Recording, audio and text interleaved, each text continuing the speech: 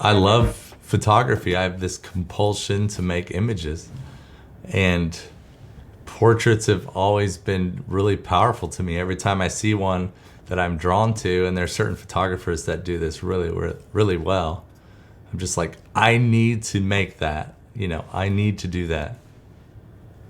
So yeah, when I travel, I always talk to people and, set up shoots when I go. And that has like opened doors for me on friends hiring me or clients hiring me to do the same thing for them. So portraits are an amazing medium. They've been used for 1,000 years. I love the in-between moments, and I love, creating something that will make you stop when you're, viewing it and just be like, wow.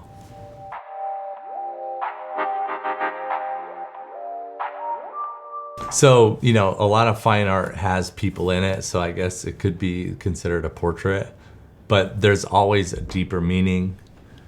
There's always layers to it.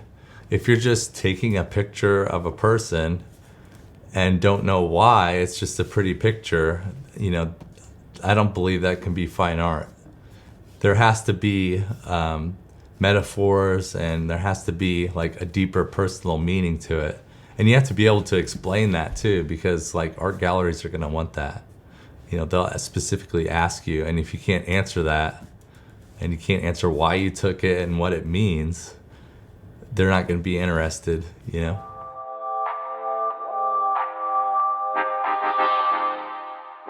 So I loved movies my whole life. I always wanted to be a director, but I don't have these huge budgets to do this. I don't have these film cameras and crews, but I can control this one image, and I can make a story behind it. And I can create that in my imagination and put it into one frame, and it can be just as powerful. And I really want the viewer to ask questions when they look at it. And it's okay if the story isn't the same for them, but the emotion should be the same. How it makes you feel, the idea, I want them to say, what is this? What's the story here? What's the relationship between these people? Or what is this person doing here? And that's really what makes it fun for me.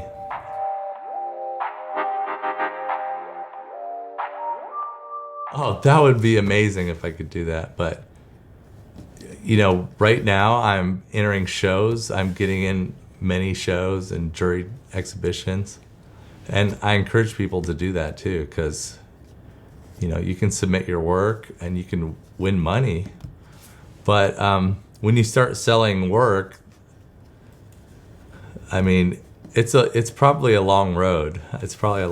So if I could do that, that'd be amazing. But if I can't, I'm still gonna love doing it along the way.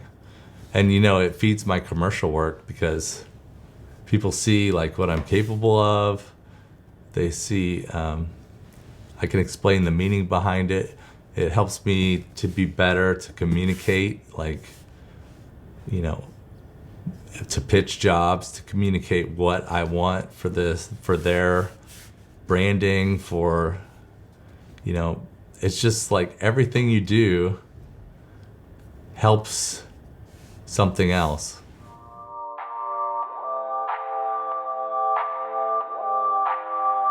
So I'll see that image in my head, and I'll actually draw it first and sketch it.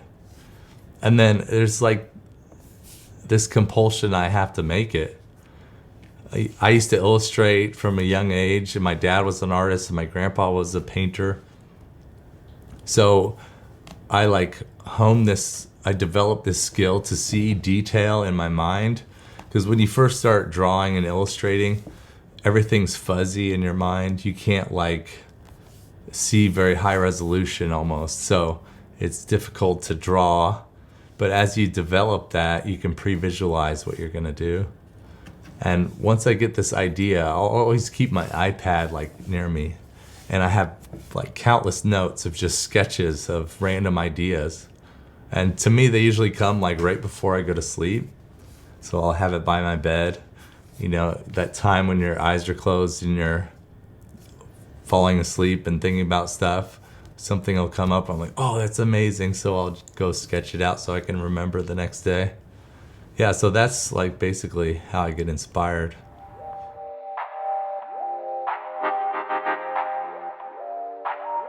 Yeah, because ideas come and go, and you want to solidify that, and you want to be able to go back to it.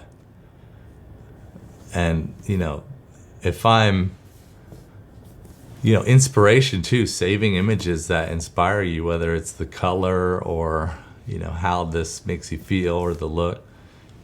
Because when the day comes to do the image, maybe you don't feel inspired that day, but you have to make it happen. You can go back to those images you saved and the sketches you made, and you can bring all that emotion back and the feeling you had, and then, you know, it makes it so much easier to make that image.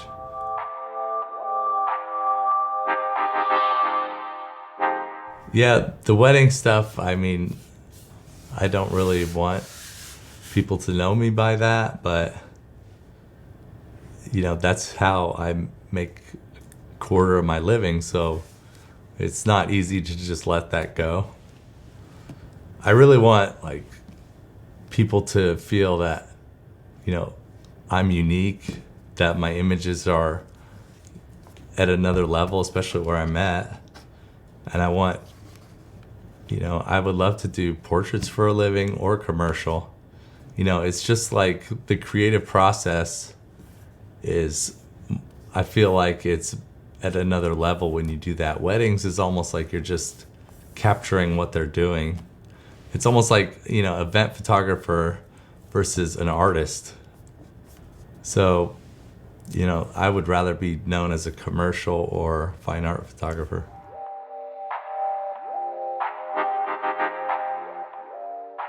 Well, there's more than photographers, like Edward Hopper, painter,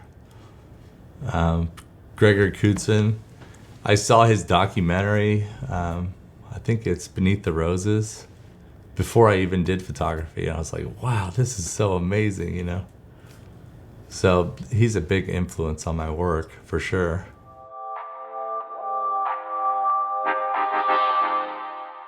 Oh yeah, I mean, my dad pursued art his whole life, but, you know, he was a mailman his whole life, and he raised a family, and it never happened for him. But, you know, I remember when I was a kid, I used to, like, just wish my dad would have success in art, because I just wanted it so bad for him. And I think that, like, you know, internalized in myself.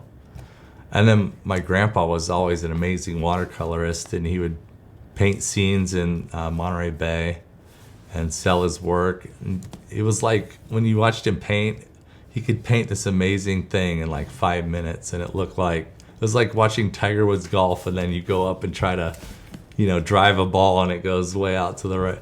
You know, he made it look so easy.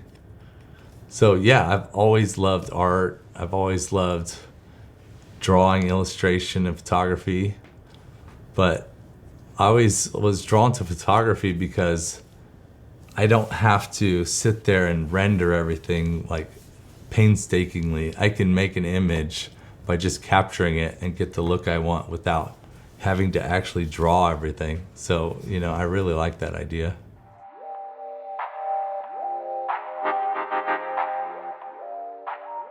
They should be able to make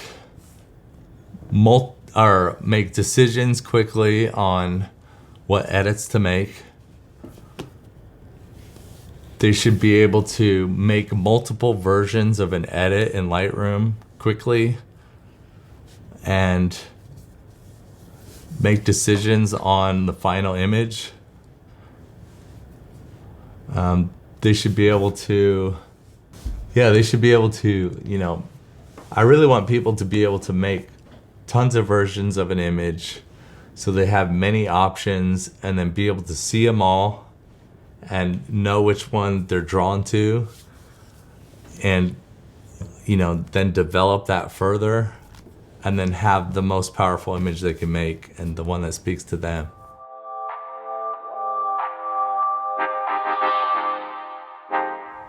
I started with one light, and I learned every single way I could do portraits with one light, because like the artist or photographer I looked up to the most only used one light. So just start simple and master that, and then move on from there. And you can do a lot with a little.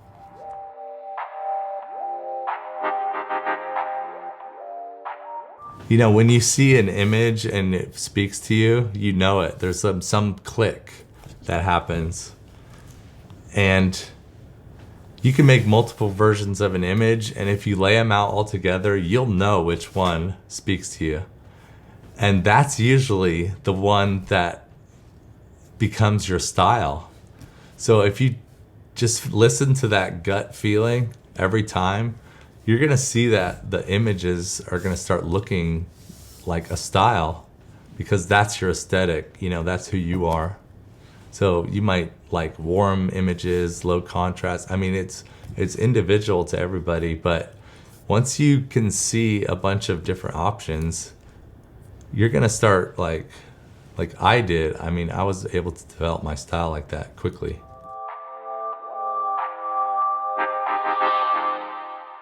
So I'll look at the image and, zoom in and find different things I need to fix.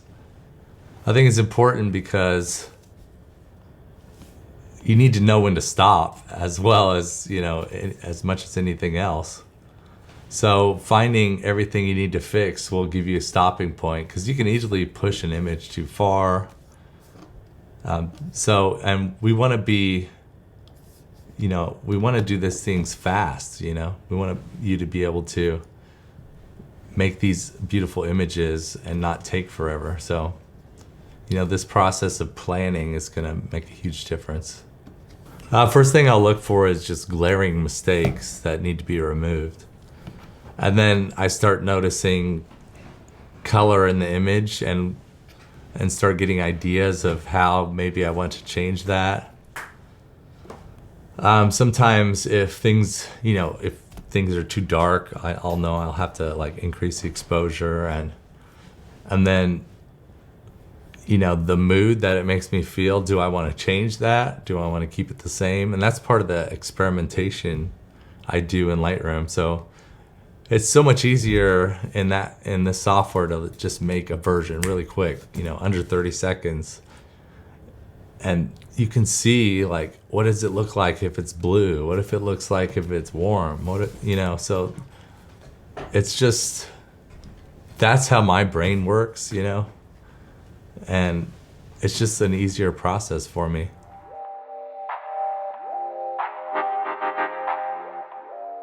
My process is, when it's out of Photoshop and in Lightroom, I'll make a few versions that are just from scratch. So just from the idea in my head, and then I'll start making versions from presets.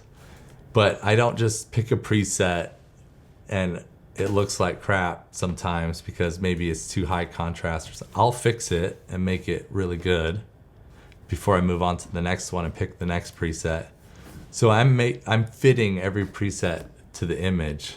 So when I look at them, I have 10, 15 images that look really good, but it's just a matter of which one is the best.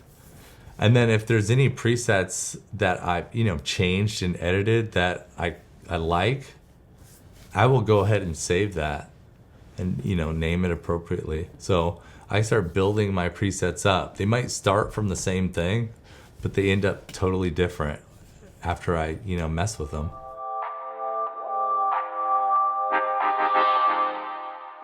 Yeah, people talk trash because it's elevating people's work that they don't think should be elevated. They're like, how did they get there?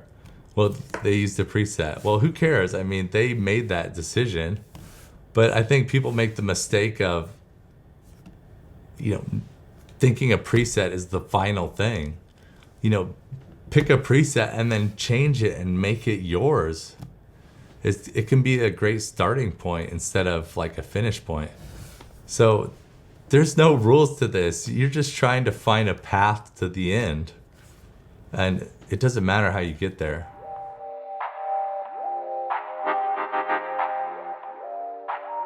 It doesn't matter because you're making the choices in the end. I mean, even the preset you choose is a choice of yours. It comes from you, so, don't feel bad about that. But I encourage people to edit the presets and make them their own and save them, and then you have your own. And you don't feel so bad about it, I guess. Yeah, it really has elevated everybody's work. I've seen it. People are getting hired like crazy who use presets because it's actually, it's not easy doing color work if you don't understand it. And presets is like a shortcut to get there. And that's okay, because eventually you'll understand what these sliders do and what it's doing to the image. But you have to look at it and think in your mind what colors are here, what colors aren't, what colors are desaturated, and then you'll start to get a feel of what color translates to what emotion.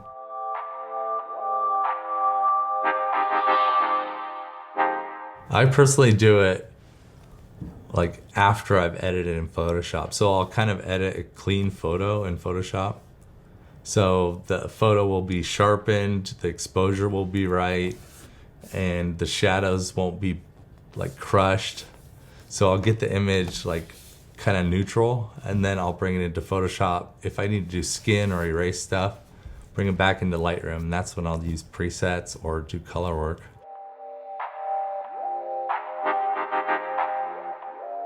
If I pick a preset that looks horrible, say it's like crushing the blacks, I'll fix that before I move to the next one.